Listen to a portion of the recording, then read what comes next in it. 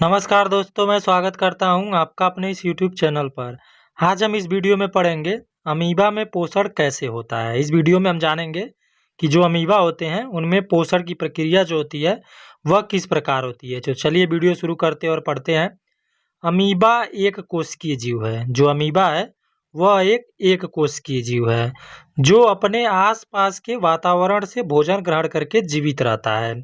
इस प्रक्रिया को पोषण कहते हैं। जो अमीबा होता है वह एक कोशिकीय जीव होता है और अपने आसपास के वातावरण से भोजन को ग्रहण करके जीवित रहता है। इसके इस प्रक्रिया को हम पोषण कहते हैं।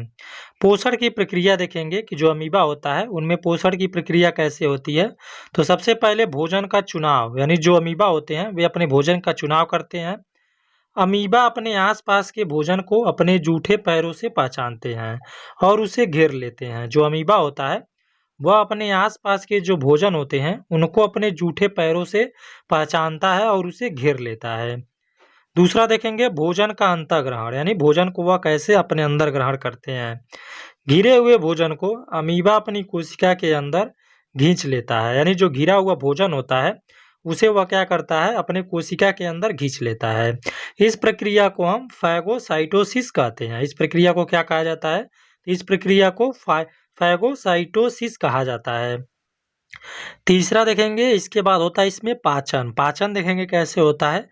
कोशिका के अंदर भोजन एक थैलीनुमा संरचना में बंद हो जाता है। जो कोशिका होती है उसके अंदर क्या होता है, भोजन एक थैलीनुमा संरचना होती है, उसमें जाकर वह बंद हो जाती है, जिसे भोजन रसधानी कहते हैं। तो उसे हम क्या कहते हैं, उसे रसधानी कहा जाता है।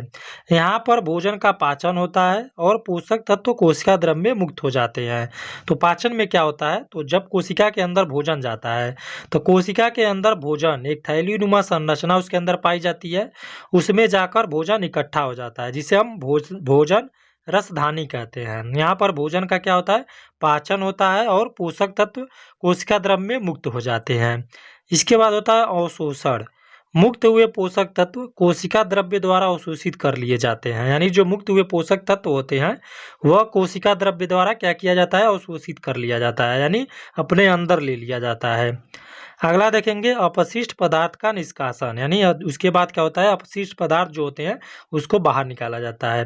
पाचन के बाद बचे हुए अपशिष्ट पदार्थ कोशिका की सतह पर आ जाते हैं, यानी जब पाचन हो जाता है उसके बाद जो बचे हुए अपशिष्ट पदार्थ होते हैं वह कोशिका की सतह पर बाहर आ जाते हैं और कोशिका से बाहर निकाल दिए जाते हैं, और वे क्या होते हैं, कोशिका के बाहर निकाल दिए जाते हैं। आप देखेंगे यह है आपका अमीबा और इसके अंदर यह केंद्रक पाया जाता है। इसके देखेंगे यह आपका जूठा, इसका जो पाद होता है इसी के माध्यम से यह क्या करता है, भोजन को इकट्ठा कर लेता है और कोशिका के माध्यम से इसे अपने अंदर खींच लेता है।